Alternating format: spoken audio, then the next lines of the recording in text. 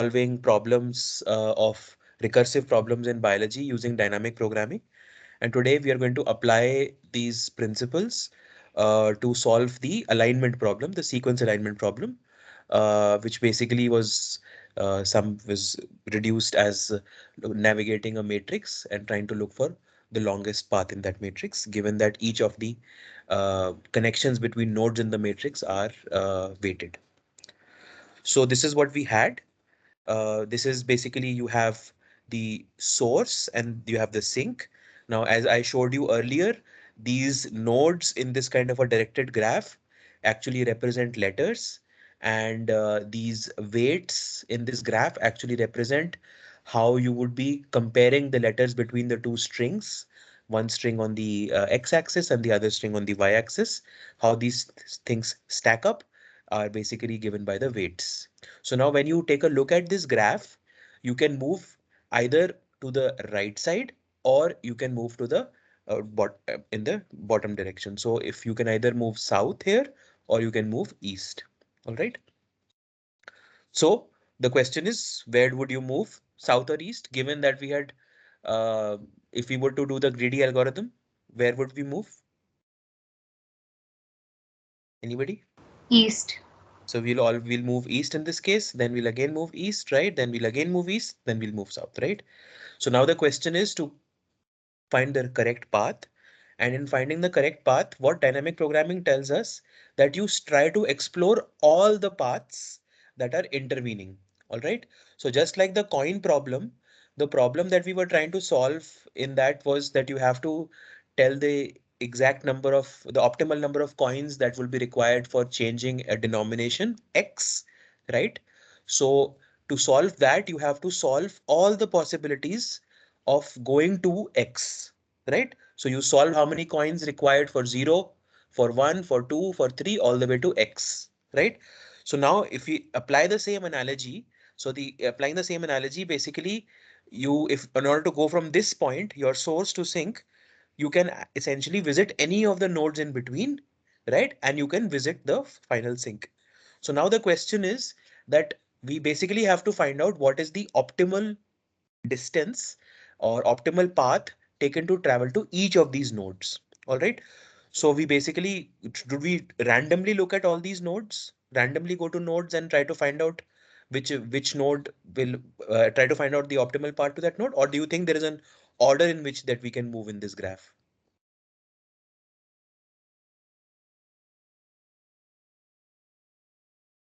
Is there a particular order which is like easy? There is no other way to reach those points but in that fashion?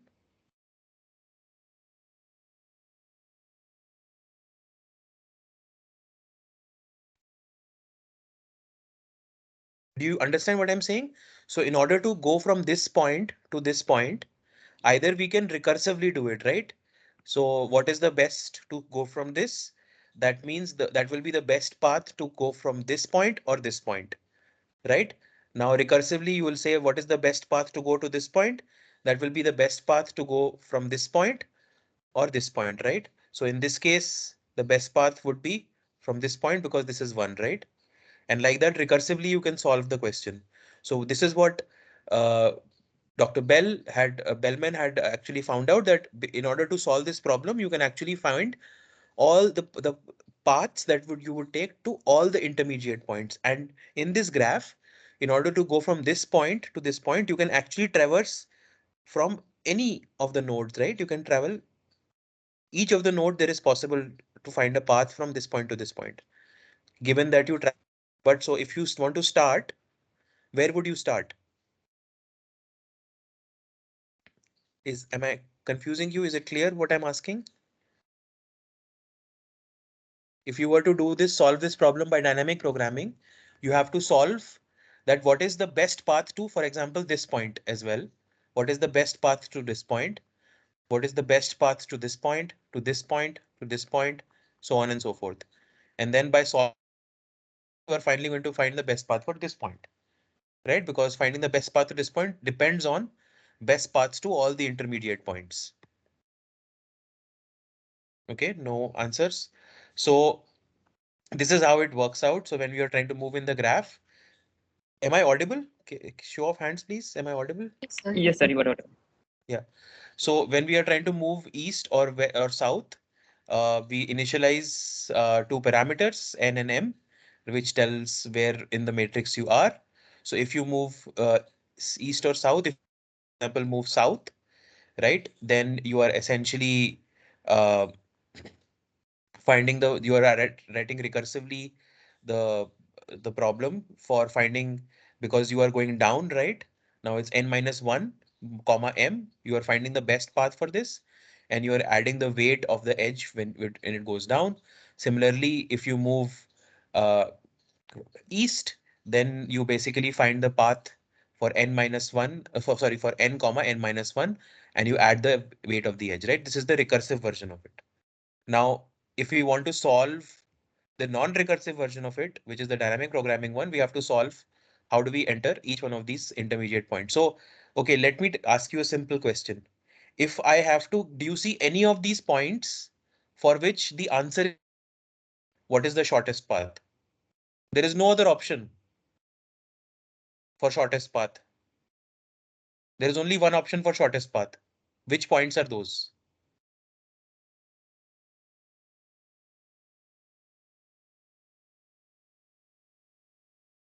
This one? There is only one option, right? Yes, Yes, sir. Yes, sir. right? So once we have gone this at this node, we enter the value 1 here, right? So now you have gone to this node, then naturally the other node for which you have only one option is this, then it's this, right? Similarly, you can do this for the top as well. For the top nodes, there is only one shortest path existing. Yes? Yes, sir. Yes, sir. Is this intuitive or no? I mean, does this make sense from what we were doing in the coin solving problem, coin change problem? Yes, sir. Yes. Only two people seem to be awake today. Show of hands, please. Is obvious, not obvious?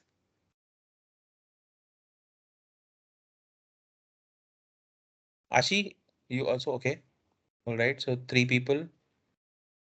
Pratham, Jaskin, Shresht, Abhishek, Deepak. Okay,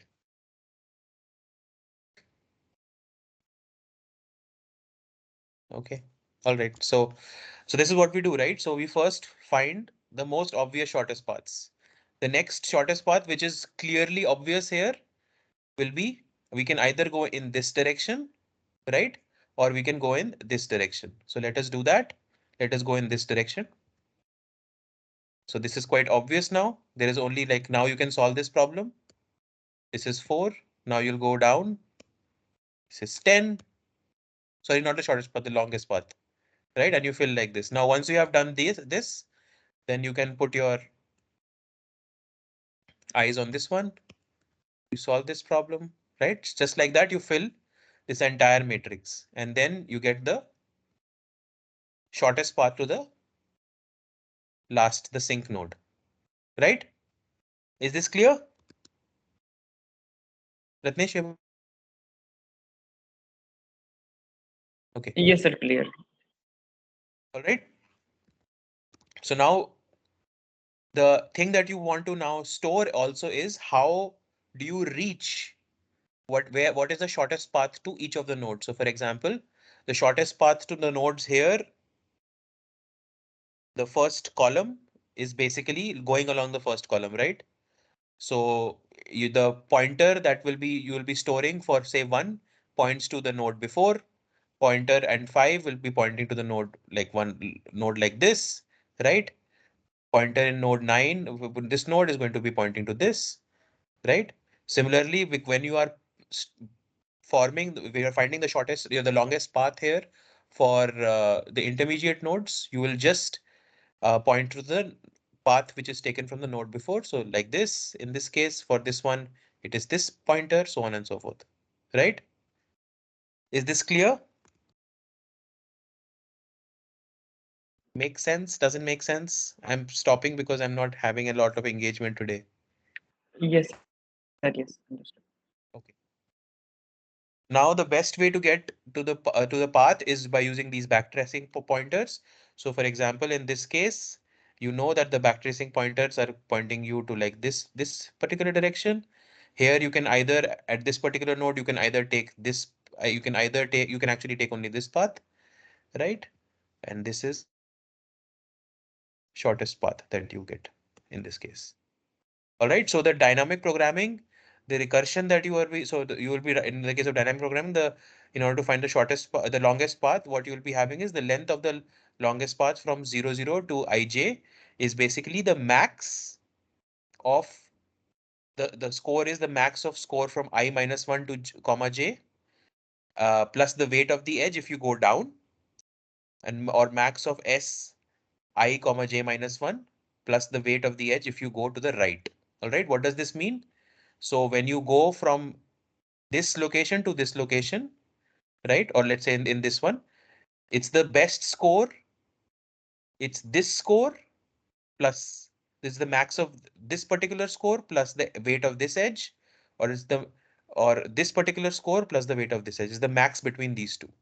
And at each point, you always have only this choice, right? In this kind of a path. So now how do we extend this into the alignment graph problem? So in the alignment graph problem, you can also travel along the diagonal. Earlier, you could only travel east or you could travel south, but you can also travel along the diagonal here. So you modify this algorithm to simply also add that, okay, if you are going from, so if you go east, if you go south, then you have the score of the node just above you, right, to the north of you, plus the edge weight of going south of this edge, or the node to the left side of you, this node, and the weight of the edge that connects you, or the node which is along the diagonal and above you, which is this particular node. All right. So the max of this is basically going to give you max of these three calculations is going to give you the weight of the best path towards this particular node. All right. So now the question is you have to now decide how do you actually start to fill these values. You start to fill these values basically by going from 0, comma 0, right? This start, and you iterate. Maybe a good iteration is to go column wise. So you can go like this column, then you can fill this column, right? So you can first fill these two columns, the first column and the first row. And after that, you go column wise. You fill like this, you go down like this, like this, like this, and like this. Okay. This is how it looks like in our case, because whenever we are inserting a insertion or whenever we are having a deletion, the weight was 0. So now this formula basically becomes score of I minus 1 comma j plus 0, score of I comma j minus 1 plus 0, or score of I minus 1 j minus 1 plus 1, because 1 is when you have a match and you take the max of this whenever you are filling this matrix. Is this clear? Typically, I Yes. usually have more kind of Yes, sir. hands, Yes, clear. more of you talking. Okay. All right, and how do we store the backtracking pointers for for the sequence? So the same thing, we have another matrix in which for each one of the locations, you store the backtracing. So you store the location of the previous from exactly where the shortest path was, if the longest path was taken, and these are the backtracing pointers, for example, in this case, right? So for this particular point, you can only travel in this direction. So this is the backtracing pointer. For this particular, it's in this direction. For this particular point, it is this direction, right? So this is how the backtracing matrix would look like. So you'll have two matrices. One is your score matrix, which gives a score that is the maximum of these three values. And then you have another matrix, which is called the backtracing matrix, which essentially stores whether at each position, what was the direction that was taken to reach this position. All right. So now why did we store the backtracing pointers? It's quite obvious, because if we can store the backtracing pointers, we can, if you want to know, if you want to travel from this point all the way to, let us say, this point, right? you can actually see whether this is possible. In this case, it's not possible. If you want to store, go from the point this, the sink to this source, so you clearly can go back in time and can make the entire path. So the optimal path in this case would be from 34, you'll go back like this. Okay. And you can now find the optimal path. So given this optimal path, now you can also have the longest common subsequence, right? So now if I am giving you a backtracking pointer matrix like this, can you tell me whether this is representing a unique alignment or not? So this is a different No, sir. sequence. So it's not a unique alignment. It's not a, can you tell me how many alignments exist here quickly? Sir, many, sir. So,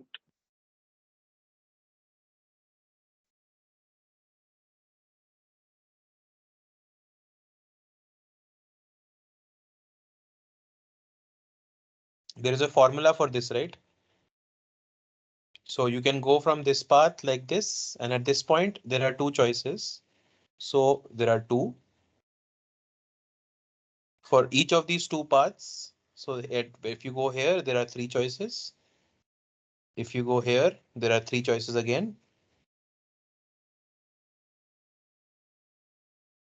right? If you take this path, there are two choices. If you take this path, there are again three choices, right? So they are this kind of matrix, backtracing matrix actually represents um, many sequences. You can multiply the choices at each point to find out. So now how does the pseudocode look like? You have so the backtracing version, you start from 0.0 from of 0, 0 positions from each of the matrices, and first you uh, basically initialize the first row here, right? Because if you move eastwards, sorry, if you move south, all the values are 0 because we are not actually having any value if you move without a match. If we move eastwards, we don't have any value if we move east. So it's all 0, initialized 0. And now you go from for each row, that's basically the second row onwards, you start to fill the first column, and in the first column, now you go down in the first column and you basically check for these values and you initialize, right? And whenever you know which value was taken here, if si minus 1 comma j was taken, then you store corresponding backtracing pointer that you were actually, this is how you were moving.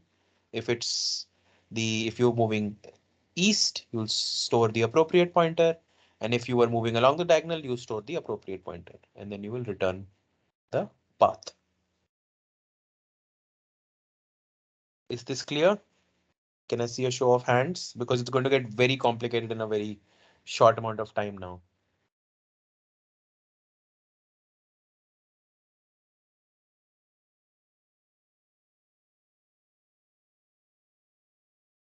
Vivek, Abhishek, you are just to show up. There are no marks for attendance, you know. Okay.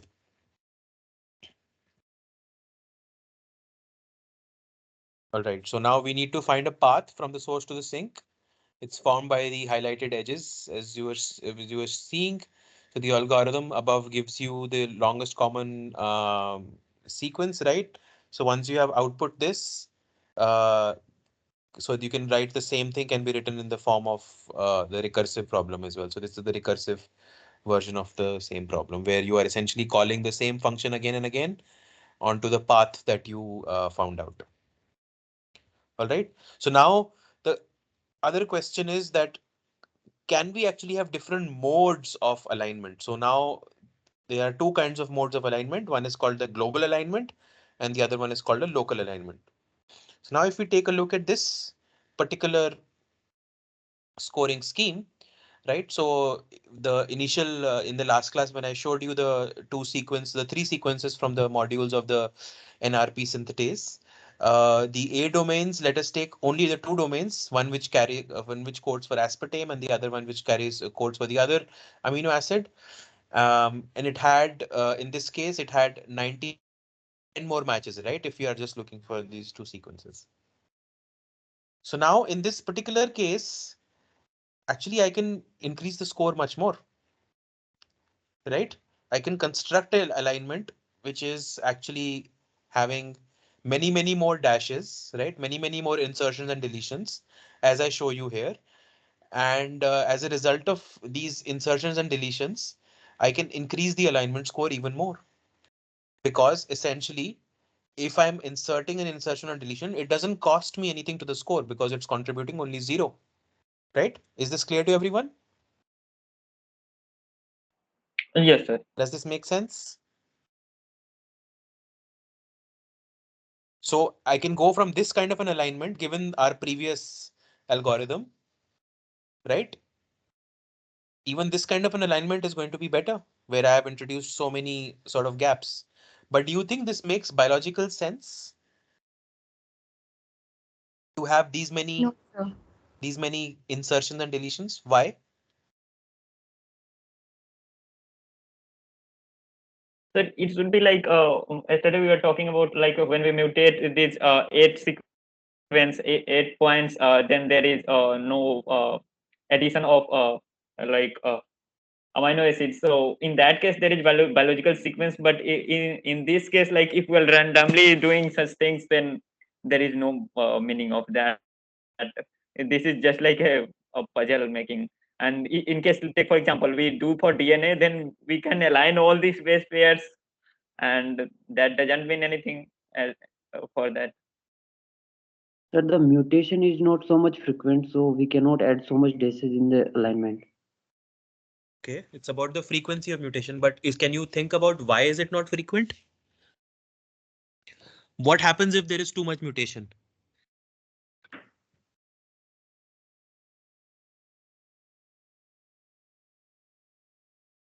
It will lose its identity, like whatever it have to It do, will it will lose do its something else. identity. Exactly. So mutations also have a biological cost. It can sometimes enhance the function, right? So in this case, the enhancing of the function is the fact that you can have different variety of amino acids that can be now coded, right? The downside of it is that you can actually lose the function as well. All right. So biologically speaking, whenever you're having these kinds of insertions or deletions added to the sequence, they should be penalized because they are not always the most optimal strategy. Only a specific kind of mutation is helpful, and most other kinds of mutations are not helpful, right? Is this something which, as biologists, you appreciate? Not every mutation is going to be helpful. Most mutations are actually not going to be helpful. Only few of them are going to be helpful. So therefore, we have to introduce a cost of having these kinds of gaps in our alignments. And these costs are called penalties. All right. For example, what happens when we have these kinds of gaps? We will find a lot of the cases where you have more alignment. But now these amino acids that we had earlier, which give this kind of specificity to your which basically allow different amino acids to be added, they seem to be lost now just because you're optimizing other amino acids to be aligned. So this is another issue, right?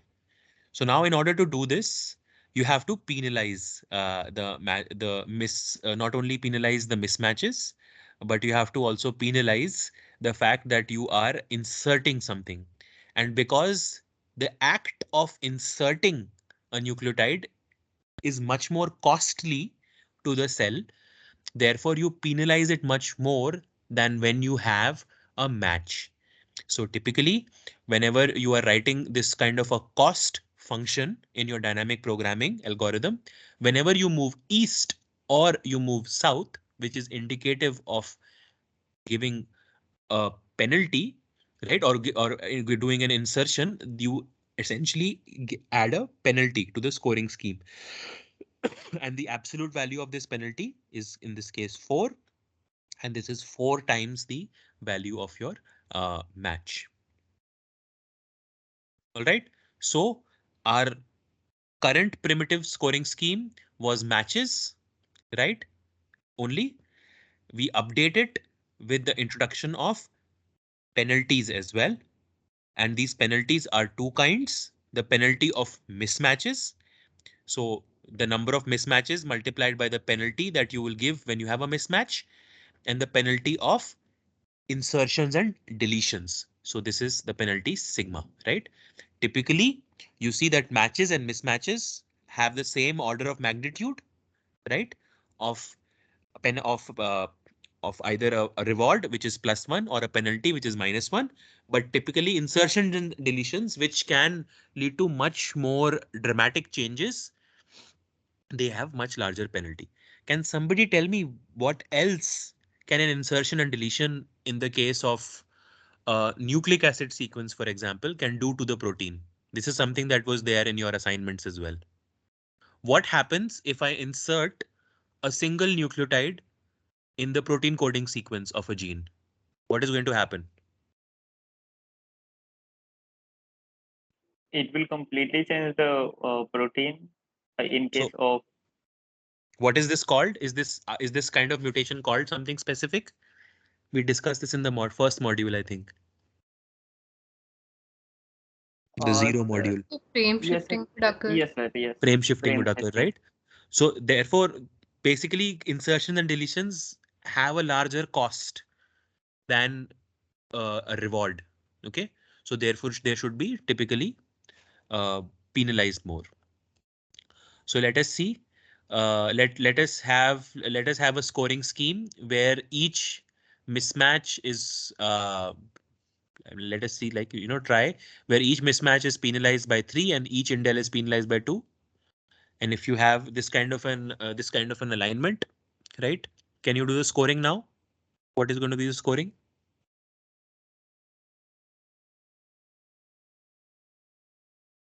So each match is basically +1. Each mismatch is -3, and each indel is -2. So the scoring is quite easy. +1 +1 -2 +1 +1 -2 -3 -3 -3. So the final score is actually -7, right? So in this case, the mismatches are not favored, right? Are the least favored kind of mutation that we are having. Indels are the next least favored, and then matches are the most favored, as obvious. Right? Now you can have changes in this kind of a scoring scheme. I'm just trying to show you that this scoring scheme itself is flexible. It depends upon certain observed behaviors of sequences. So typically what you would be having is that the mismatches are going to be always are typically less penalized in the case of insertions or deletions. Okay. And the mismatches themselves, do you think it is easy? The mismatches should also be penalized in the same way. So what happens when you have a mismatch between a, a C and a T? Should that be penalized the same way as you have a mismatch between a C and a G?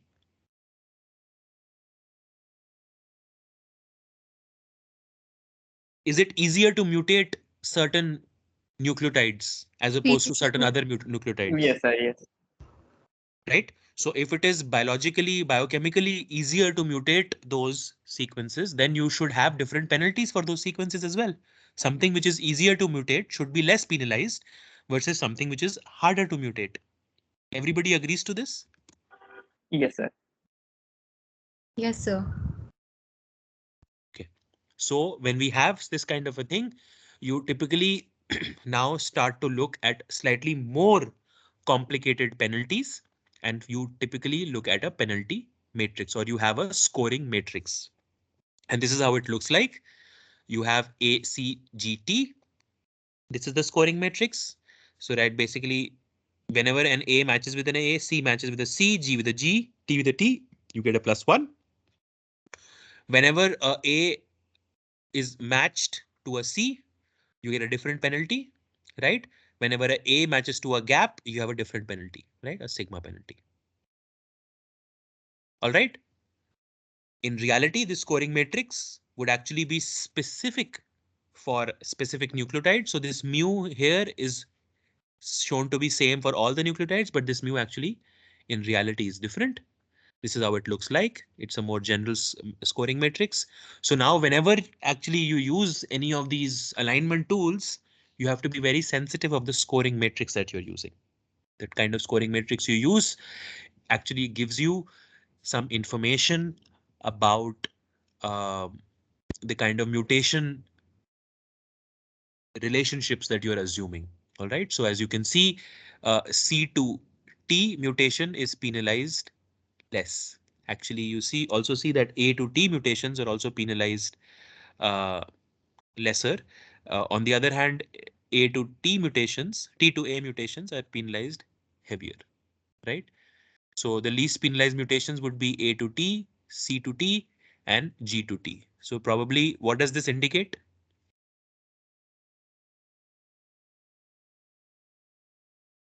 Less penalized are frequent mutations available biologically in nature.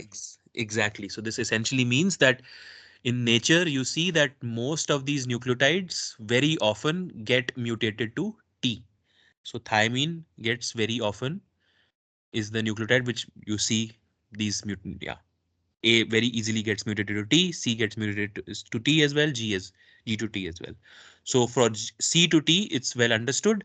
How this process happens for A to T and G to T are slightly less well observed. Now, how do you observe certain things like this? So you observe these things. Can somebody give me some ideas? How would researchers have come up with these kinds of observations?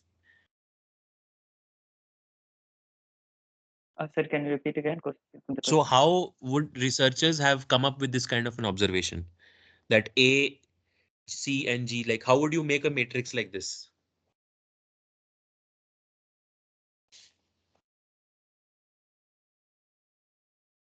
We So will we look are at the back. patterns of mutations, and based So on how would that you we look will at the have pattern of mutations? like we have a different take for example we have human genomes various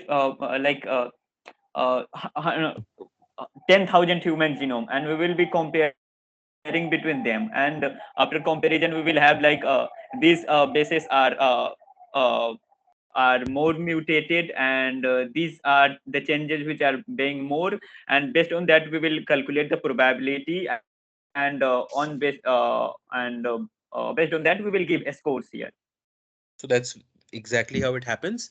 But all these scoring matrices actually were formed much before human genomes were sequenced. So these scoring matrices were typically formed in 1980s when a few organisms only, I mean, even the human genome was not completely sequenced.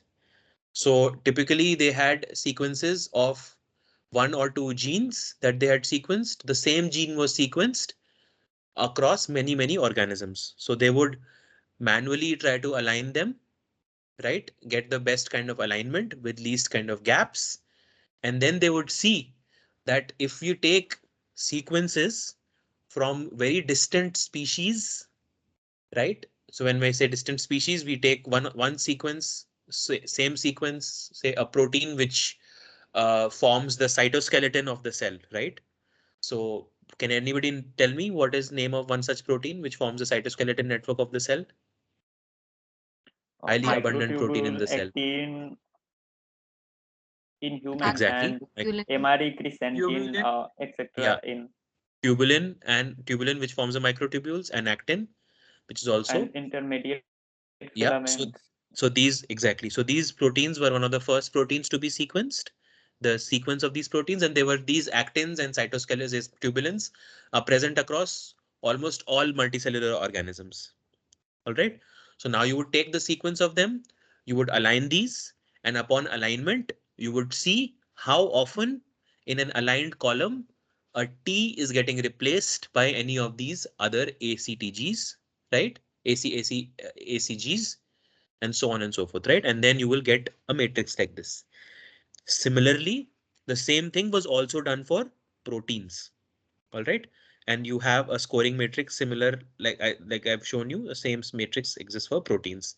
Now, in order to come up with these scoring matrices, people were actually taking sequences that were basically different from they were actually taking lots of sequences. So there are two matrices which are known where they take these scoring schemes. One matrix that is known as called Blossom 62, and another matrix is called PAM 250. And this is something that you can read in the reference book that I've given as a part of the course. So does anybody know what the reference book's name is? Did any of you refer to it? Bioinformatics algorithms. Yeah, Pavel Prevenger and Philip Comp. No, that's the main textbook. Yeah, so David W. Mount, something like that. Yeah, David Mount. So in the David Mount book, from pages 285 to 287, you actually have exactly how these matrices are created. And this is something of, again, it's a part of the course, and I request you to read about it and ask me questions in the next class. So essentially, there are two very popular matrices. One is called Blossom 62, and the other one is called PAM 250. So Blossom 62 takes sequences from distant species, nucleic acid sequences, and PAM takes protein sequences from 250 species that were available at that point of time, and they looked at the rates of mutations and they came up with these matrices. How they did that? It's given in these 3 pages of the textbook, of the reference book. I please request you to take a look at it and ask me questions in the next class. All right. So now when we go back to the dynamic programming algorithm, we have a scoring matrix, which is essentially going to give us the weights of these edges. And we have the scores that you would be calculating using the dynamic programming algorithm, which is nothing but calculating all the intermediate steps of a recursive algorithm that helps you solve this problem much faster. Right? So this is how it would look like. So if you were to go south or if you were to go east, you will have a penalty. This is called insertion deletion penalty, or also called gap opening penalty, a gap penalty. If you go along the diagonal, will give it a +1. This can be some other value as well, depending upon what your scoring scheme is. And if you are having a mismatch, then you will have a mismatch penalty. There is typical mismatch penalty. All these penalties, gap penalties and mismatch penalties and even the scoring penalties is something that you can get from one of these scoring matrices. All right. Is this clear? Yes, sir. Yes, sir. So it's not so easy, right? So we can go from a very simple definition of the problem and can get quite complicated quite fast. All right. So now, what is a global alignment? Global alignment is basically an alignment where you are trying to find the highest scoring alignment between two strings using the scoring matrix. All right. So basically what I've shown you is nothing but the algorithm for a global alignment, where your expectation is that the first letter of the two strings is going to be first and the last letters of the two strings are going to be aligned, right? So you're aligning the first and the last letters of the two strings. So you are globally aligning the two sequences together. All right. Is this clear? What a global alignment is? So the output is an alignment of the two strings V and W, whose alignment score is maximal for all possible alignments of V and W, as shown you by that big matrix that we will be making. Okay, Yes, sir. but we have a problem.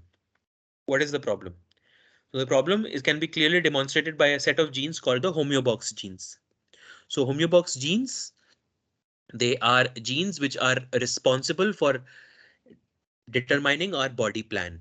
So homeobox genes, for example, if you take a look at the model system fruit fly, the Drosophila, and the humans, you see that these HOX genes or homeobox genes have a very specific expression, or they make proteins in specific parts of the body. And that's how during the process of development, from going from single cell to a multicellular organism, the cells know exactly where they are in the axis of the body is by the expression of these HOX genes. Now these HOX genes have a short region in them which is called the homeo domain. All right, so you know that the proteins can be broken up into small functional domains. Can somebody tell me the database where these domains information is stored? Uh, so PDBs, protein data bank. PDB stores the entire protein.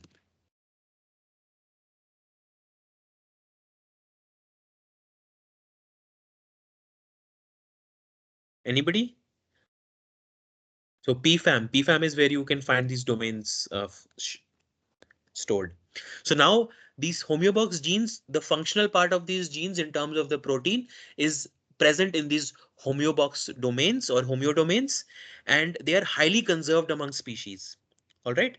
So this essentially means that small parts of the proteins are highly conserved, but the entire protein might not be highly conserved. So what this would mean that if you were to do a global alignment, you may not find the homeodomain because it would try to align the entire sequence, right? So if you have, so this is how a homeobox gene looks like.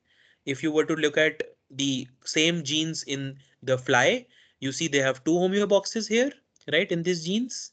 And if you look at the same homeobox genes in humans, you see they have many more homeobox domains in the same genes.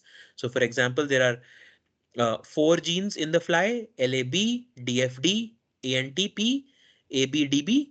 And in the case of humans, you have four of them. Example here: HOXB, HOXA, HOXC, HOXD. And you see the number of homeobox domains in human genes is much more expanded as opposed to the fly genes. So now that would mean that if you were to align, say, let us say we try to align ABD, this gene, with any of the homeobox genes, right? When you will try to align this sequence with the other sequence, one thing is very clear, that the human genes are much longer as opposed to the fly gene, right? Which is a model system in which many more experiments can be done as opposed to the human, because you can see the fly developing, right? But you cannot work on the human embryo. So you can study development in flies. So you can maybe make mutations to these genes and see how the mutations to these genes affect the development, but you cannot do that in the case of humans.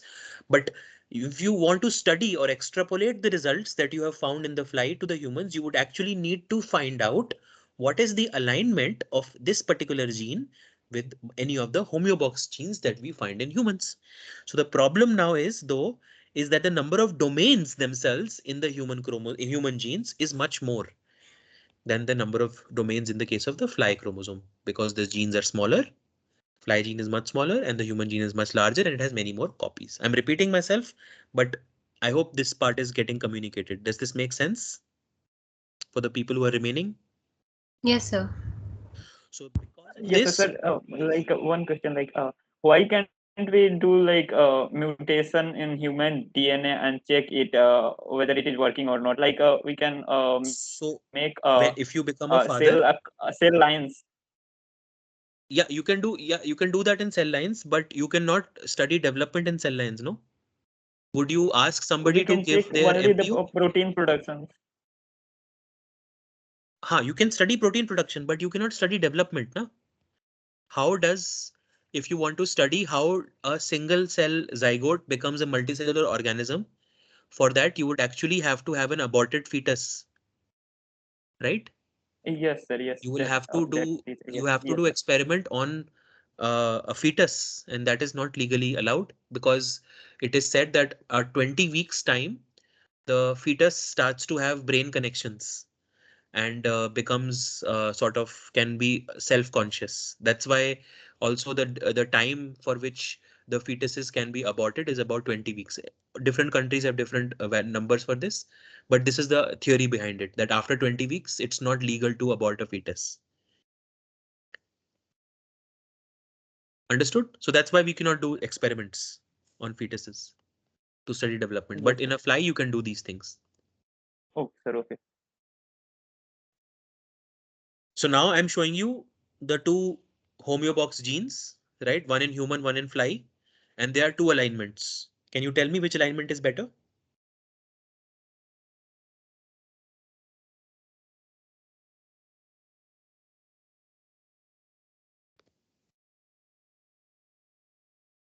The first one. In terms of the score, yes, but in terms of what the homeobox genes are doing and the fact that we homeobox genes have only small parts of the proteins conserved between two proteins, does the second alignment look better? Yes, sir. Yes, sir. Right? Again, if we are to compare, this my cursor is not working properly.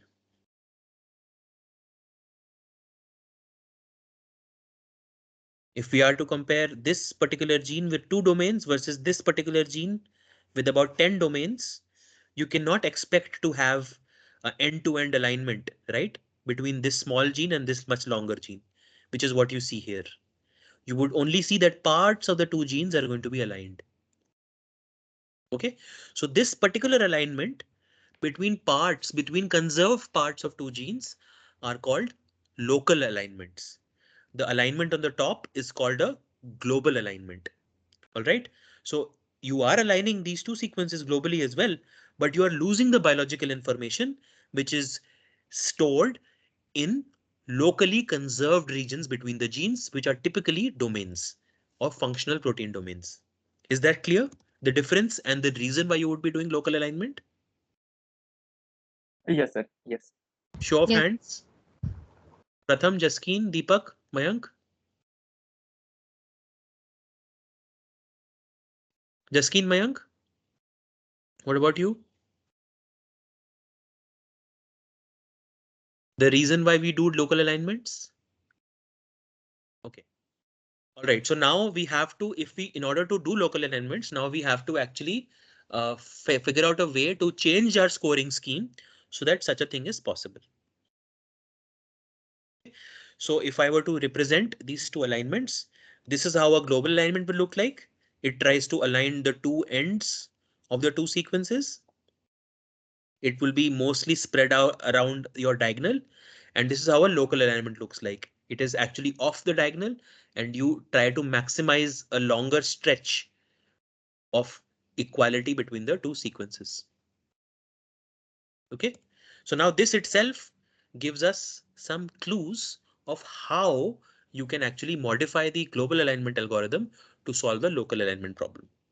All right, again to show you, local alignment is trying to find some local conservation between the two sequences, which might be at different positions of the two genes that we are aligning.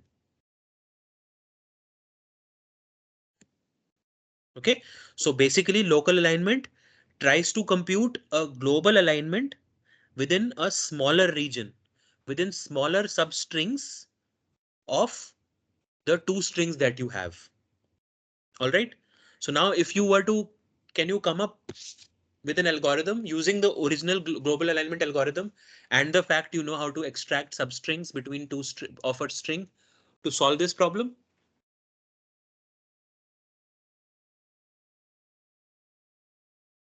Sir, can you repeat the question again?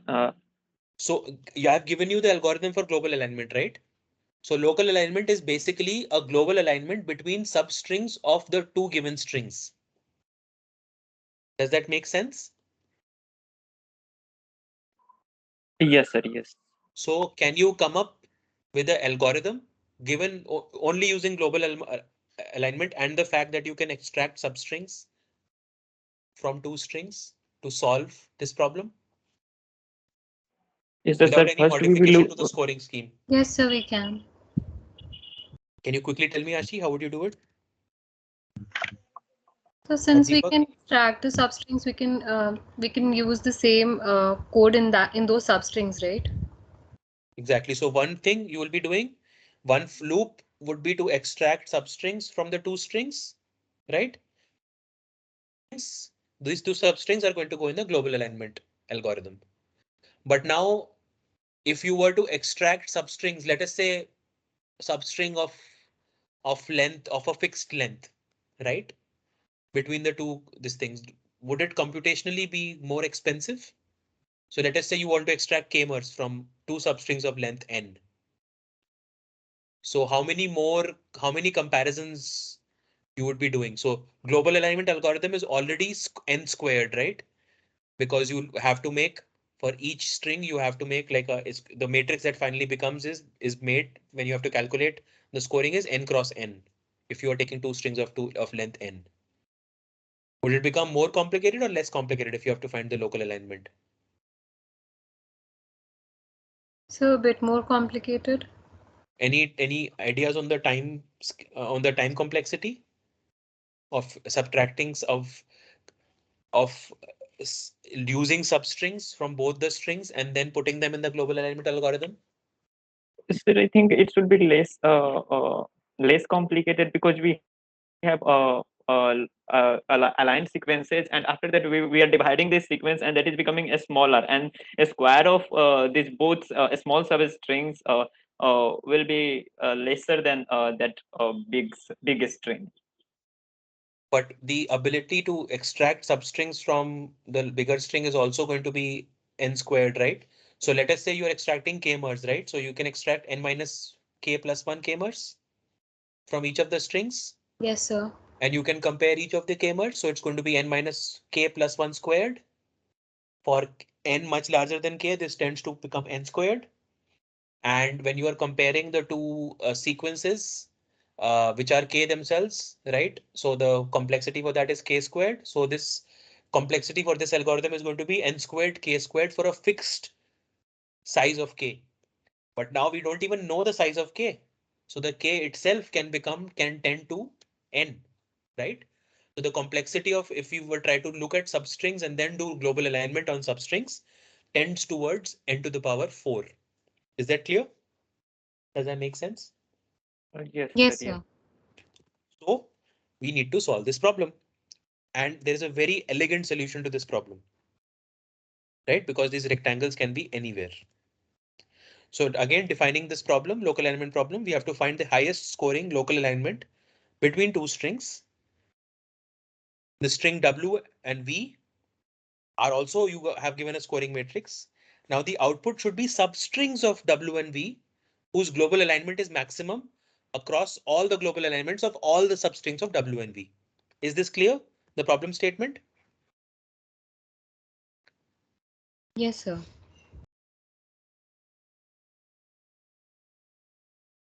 So I've already asked you this question. The runtime of this approach is going to be n to the power 4, right?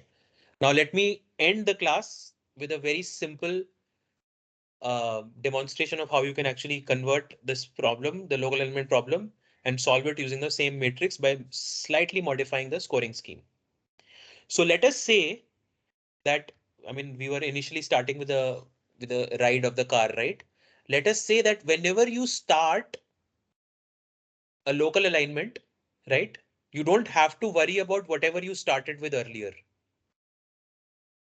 right? Whatever score you had earlier, because whatever score you had earlier is not important. What score you get afterwards, after you have reached that particular location in the matrix where the alignment is supposed to start, is supposed to give you a high score. That's the most important place to reach, right? So we add the concept of having free rides in this matrix. So from going from any one point to the other point, you essentially do not get you do not lose any sort of any score. So you can reach these 2 points without penalties, right? Now, if you do that, then you are always looking for a new global alignment starting from a new sublocation of this matrix. All right. Can somebody tell me what modification you will do here to the algorithm to achieve these kinds of free rides?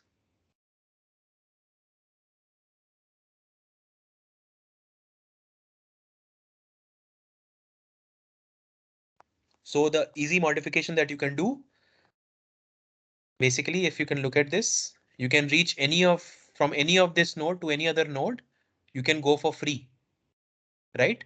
So you are essentially adding another edge to this graph, and the weight of this edge is 0 because it's a free ride. All right. Now, what does that mean? That essentially means you have many more edges added. That's not a problem. But what that essentially means is that you can, your score at any of the edge from when you start from your starting point, the distance can never be less than 0. Okay. So you essentially in this formula, you instead of having all the three ways that you could add, you also add one more weight of the edge. And this weight of the edge is basically weight of going from 0, 0 to any I, j. And this weight, because it's free, this weight is going to be 0. And with this simple modification, you see that this algorithm, global alignment problem, actually starts to give you local alignment values. Okay, I'm going to stop at this point of time. The lecture has been put on Moodle as always. I please request you to go look at this last part particularly. I spend more time in trying to motivate you why local alignment problem is important. This concept, you read about it and you see, you implement it yourself for a sequence and you will see that works like magic. Implement it for a smaller sequence, say 5 base pairs and versus 6 base, 5 mer versus 6 mer, and you will see that even when you're trying to find look like conserved 3 mer within a 5 mer and a 6 mer, this kind of a local alignment is going to give you the answer like magically. All right, any questions before you can leave for the next class? Very small question, sir. Like we know that blast, so that is a basic low